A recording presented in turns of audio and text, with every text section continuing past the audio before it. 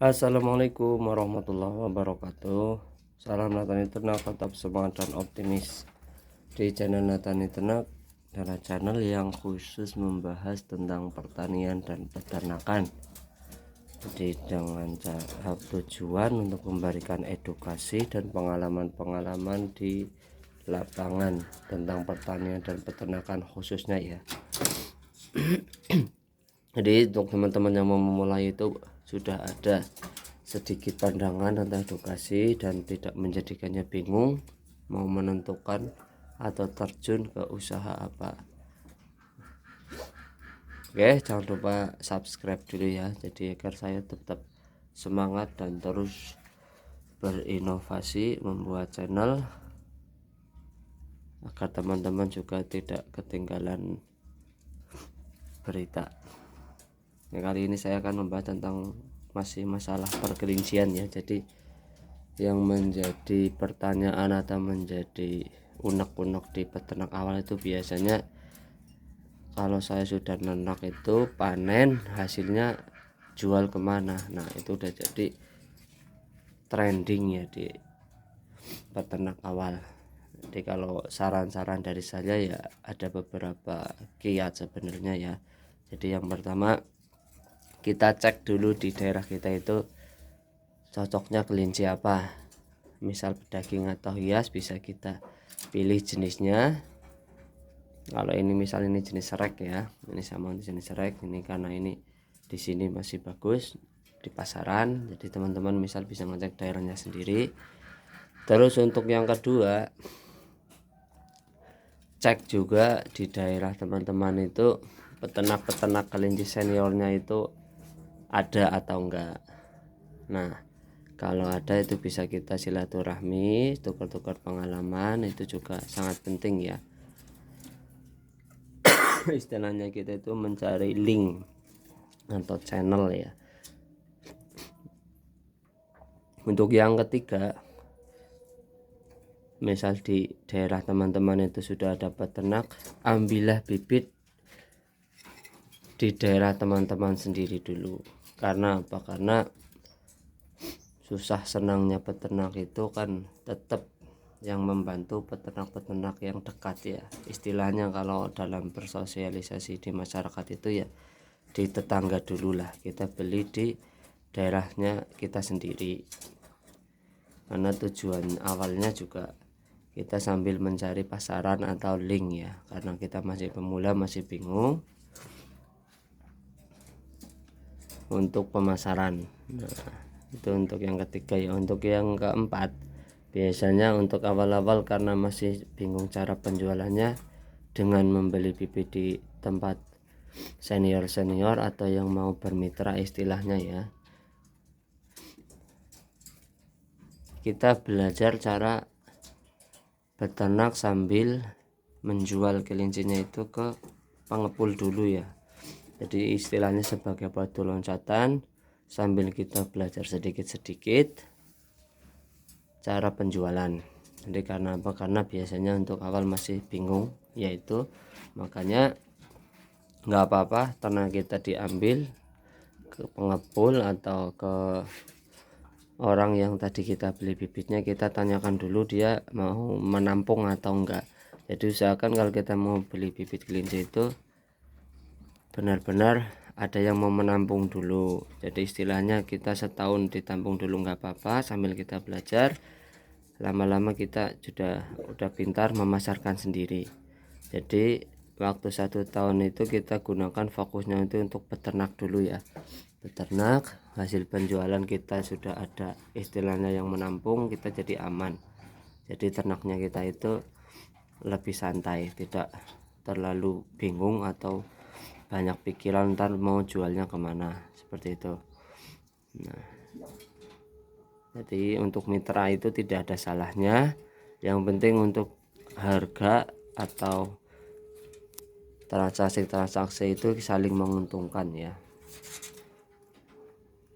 Oke, untuk selanjutnya mungkin ada tip-tipnya, karena sekarang dunia sosial media sudah sangat bagus sekali, bisa kita pasarkan melalui media-media tersebut seperti halnya Facebook, Instagram, TikTok, ke YouTube juga bisa, atau ke Shopee juga bisa itu ya. Jadi itu kita manfaatkan dengan benar-benar. Kalau anaknya masih kecil seperti ini kan bisa kita mulai pasarkan, dalam artian ini memang belum bisa dijual ya, karena ini masih umur sebulanan, belum layak dijual. Kalau dari saya itu paling tidak 50 hari atau 1 bulan ya baru bisa jual. Tapi berhubung kita sering mengenalkannya di sosial media, orang itu akan tertarik duluan ya. Jadi istilahnya ntar ada pesan dulu lah, sebelum ini laku udah pada dipesan. Paling enggak kita pemasaran udah terbantu ya, karena udah ada yang pesan kan enak. Oh ya, misalnya pesan yang ini, di bulan depan kita enggak terlalu mikirin pemasaran untuk anakan ini. Nah, kita fungsikan dengan maksimal apa peran media sosial tersebut ya, benar-benar kita fungsikan. Nah, kalau untuk saya sendiri di sini ya memang seperti itu ya. Jadi saya fokuskan ada yang untuk kita jual anakan, ada juga yang kita fokuskan jual ke pedaging. Karena pasar pedaging itu benar-benar prospek ya. Malah di Kebumen sendiri, tempat saya tinggal itu kebutuhannya itu sering tidak terpenuhi, karena ya memang para peternak-peternaknya belum bisa mencukupi ya. Sedangkan kebutuhan daging itu terus meningkat, bahkan pasar ekspor pun belum kita ambil karena kita menyadari kapasitas kita sendiri itu masih belum kuat. Nah kan, kelinci walaupun perkembangannya sangat cepat, cuman untuk yang benar-benar fokus di bidang ini masih belum ada ya. Padahal kesempatan untuk ke pedaging itu sangat-sangat lebar ya. Jadi makanya di Kebumen sering kita mengambil dari peternak-peternak lain, kayak di Purworejo, di Banyanegara, Wonosobo, atau Banyumas, Cilacap, kita angkut ya, karena kita udah konsisten bermain juga di pedaging. Makanya mau nggak mau kita harus bisa menyediakan kebutuhan. Nah, tanpa adanya kerjasama atau link saling kedekatan dengan peternak kan kita susah untuk mendapatkan barang ya. Makanya dari awal itu kita paling tidak ada ya semacam kenal lah, silaturahim ke teman-teman peternak, menjaga persaudaraan atau kerukunan, karena kita ke depan nggak bisa berjalan sendiri. Untuk kebutuhan daging sendiri di Kebumen, dari satu pengepul aja itu bisa fillet antara 300 sampai kemarin mencapai 700 kilo lebih ya. Nah, kalau kita konversikan ke ekoran, berarti satu ekor yang umur enggak bobot 2,3 2,5, kita membutuhkan itu sebulan 300 sampai 700 ekor ya. Itu kan kita berat itu dari satu pengepul aja, Bu. Belum dari pengepul-pengepul lain. Makanya untuk potensi di kelinci itu sebenarnya sangat-sangat bagus ya. Oke teman-teman, sudah ada sedikit gambaran. Jadi kayak tadi ya, yang pertama kita cek dulu di daerah kita itu yang ramai itu yang jenis apa, bisa hias bisa pedaging. Nah, untuk yang kedua kita tentukan jenisnya itu apa